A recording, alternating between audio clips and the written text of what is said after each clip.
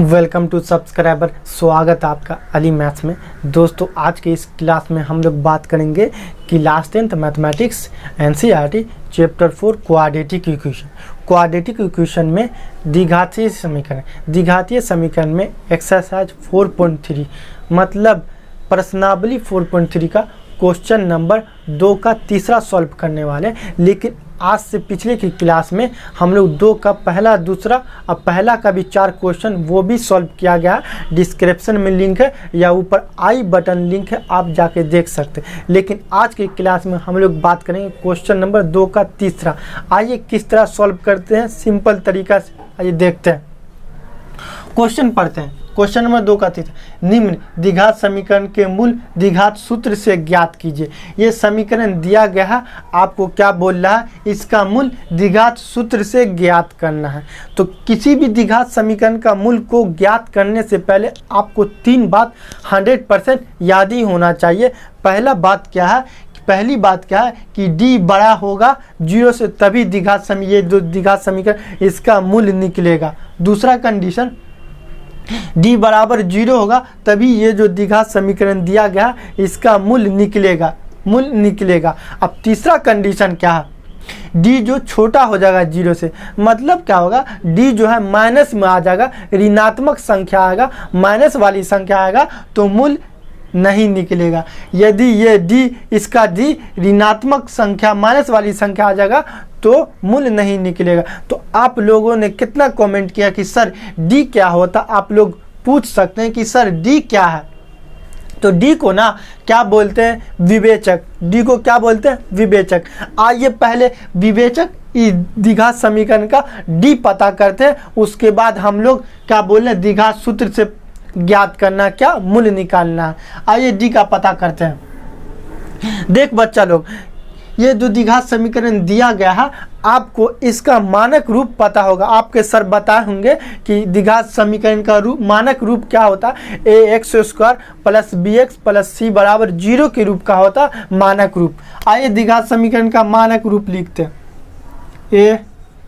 ax² bx plus c बराबर 0। ये जो है ना द्विघात समीकरण का मानक रूप हो गया, स्टैंडर्ड हो गया। द्विघात समीकरण का जो शकल होता है, रूप, ये होता है ax² bx प्लस c बराबर 0 के रूप का। अब देखिए ये दोनों में कंपेयर कर लीजिए, ये दोनों में कंपेयर करिए। a b c का मान पता करना, किसका मान पता करना, a का। तो a का जो मान, a के बदले में क्या आ जाएगा, 4। अब b के बदले में गौर से देखिएगा, b के बदले में x को छोड़ के 4√3, क्या आएगा, 4√3। और c के बदले में 3। a b c बारी बारी से मान निकालिए। अब आप लोग बोलेगा सर a b c का मान क्यों निकाले, हम लोगों को d पता करना है। क्या पता करना, विवेचक पता करना है। अब विवेचक का फॉर्मूला क्या होता है, पहले ये देखिए, स्टैंडर्ड विवेचक का फॉर्मूला, d बराबर -b² 4ac। ये आपका विवेचक का स्टैंडर्ड फार्मूला। ये फार्मूला आप लोगों को याद ही होना चाहिए, विवेचक का फार्मूला है। तो आप समझ में आ गई ना बात कि a b c का मान क्यों पता किए हैं। अब बारी बारी से a b a c सब का मान निकालिए और d का पता करेंगे। d, ये दोनों कंडीशन आएगा तो मूल निकलेगा। अगर d छोटा हो जाएगा 0 से तो मूल बोल देंगे कि द्विघात समीकरण का मूल नहीं निकलेगा। तो b का मान डालिए, तो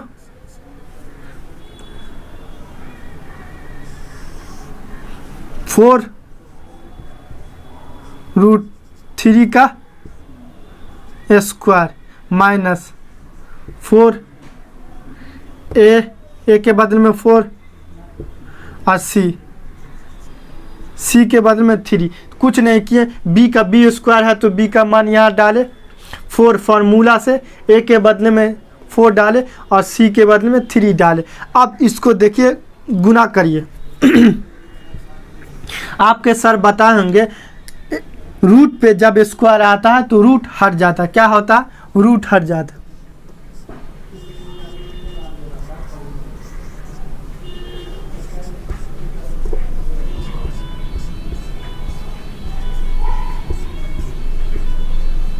रूट ए का स्क्वायर मतलब रूट ए, रूट 2 का स्क्वायर मतलब 2। तो इस पे रूट हट गया, लेकिन इसका भी तो स्क्वायर है, तो ये 4 चौके 16 हो जाएगा। क्या हो जाएगा? 4 चौके 16, 16 और इसका रूट हट गया माइनस, अभी 4 चौके 16, 16 तिया 48,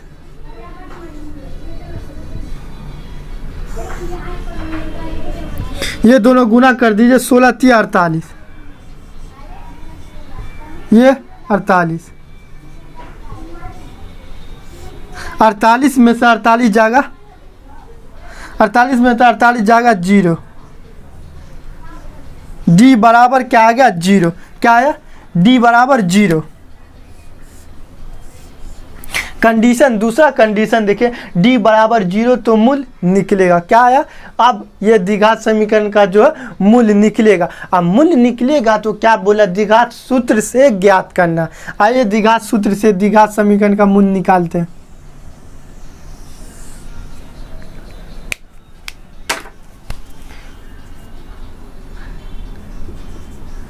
द्विघात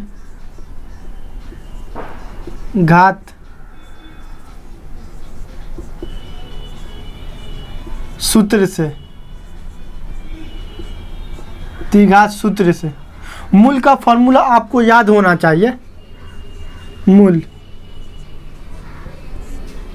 x के मान को बोलते हैं, मूल जो है x के मान को मूल बोलते हैं। तब मूल बराबर द्विघात सूत्र का क्या है? द्विघात सूत्र मूल बराबर -b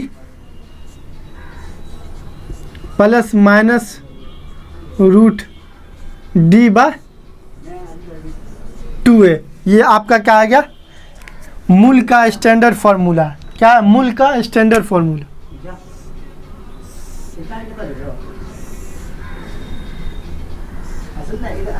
ये मूल का स्टैंडर्ड फार्मूला।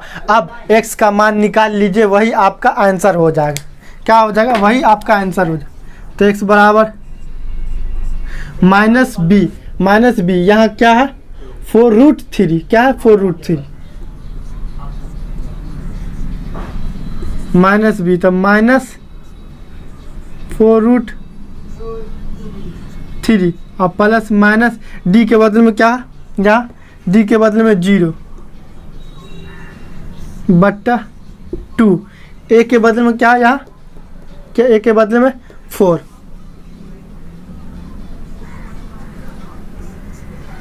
अब गौर से देखिएगा, ये तो 0 खत्म,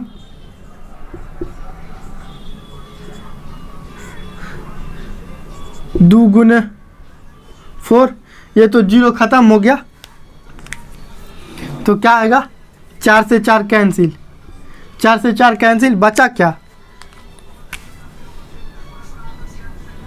-√3 बट्टा 2। x बराबर क्या निकला? x बराबर -√3 बट्टा 4। आपके सर बताए होंगे द्विघात समीकरण का 2 मान होता है, तो इसमें दोनों मान सेम ही होगा। क्या आएगा? दोनों मान से हो गया, क्योंकि d बराबर 0 हो गया, इसीलिए। फिर दूसरा मान x बराबर -√3 बट्टा 2, दोनों मान इसमें सेम ही आएगा। यही क्या आ गया आपका? यही सब आपका आंसर, यही सब आपका आंसर होगा। इस तरह हम लोग सिंपल तरीका से सॉल्व करके बता सकते हैं। दोस्तों, यह वीडियो कैसा लगा कमेंट में हमें बताइए। अगर आप मेरे चैनल पे नए हैं तो प्लीज़ सब्सक्राइब करके बेल आइकन घंटी दबा दें, ताकि हमारी नई वीडियो का नोटिफिकेशन सबसे पहले आप तक पहुंच सके।